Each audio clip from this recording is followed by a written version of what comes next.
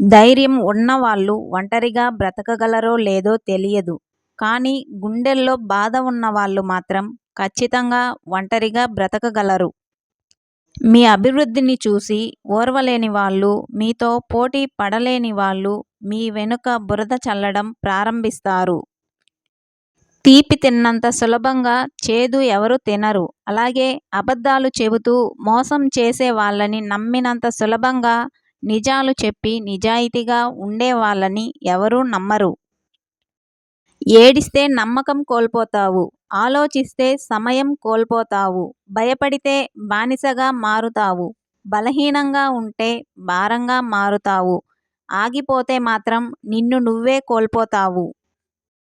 విషం పనిచేసినంత వేగంగా ఔషధం పనిచేయదు. అబద్ధాన్ని నమ్మినంత వేగంగా జనం నిజాన్ని నమ్మరు.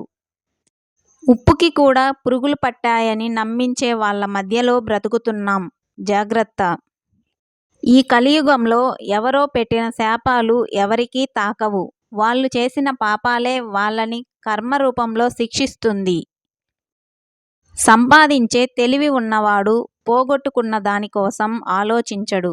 గెలిచే దమ్మున్నోడు ఓటమి గురించి బాధపడడు. బలమైన బలహీనత అయినా మన ఆలోచన విధానంలోనే ఉంటుంది. మన తప్పును మనతో చెప్పేవాడు స్నేహితుడు. దాన్ని ఎదుటి వాళ్ళ దగ్గర చెప్పేవాడు మిత్రుడైనా శత్రువే. నమ్మిన వారి కోసం ప్రాణం ఇవ్వాల్సిన పని లేదు. ప్రాణం ఉన్నంత వరకు నమ్మక ద్రోహం చేయకుంటే చాలు. చిన్నప్పుడు నిద్ర లేవడానికి కష్టపడతాం. బాధ్యతలు వచ్చాక నిద్రపోవడానికి కష్టపడతాం. ఇంతే జీవితం. సానుభూతిపరులు, స్వార్థపరులు ఒకేలా ఉంటారు. ఇద్దరూ మొసలి కన్నీళ్లు కార్చుతూనే ఉంటారు. పక్షి బ్రతికి ఉన్నప్పుడు చీమలను తింటుంది. అదే పక్షి చనిపోతే చీమలు తింటాయి. అంటే ఇక్కడ గొప్పతనం పక్షిది కాదు, చీమది కాదు. కాలం గొప్పది. ఎవరికి టైం వస్తే వాళ్ళే గొప్పవాళ్ళు. వాడిని వీడిని మోసం చేసి ఎంత సంపాదించినా అది తినేంత ఆయుష్ నీకు ఉండదు. తిని అరిగించుకునేంత ఆరోగ్యమూ ఉండదు. తస్మాత్ జాగ్రత్త!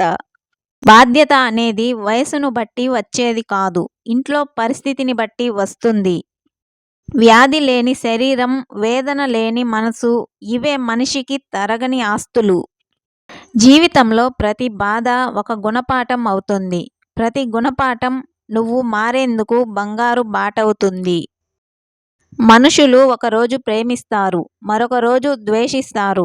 ఒకరోజు పొగుడుతారు, మరొక రోజు తిడతారు. ఒకరోజు సహకరిస్తారు, మరొక రోజు పట్టించుకోరు. కాబట్టి మనుషుల మీద ఆధారపడకు, దేవుని మీదే ఆధారపడు.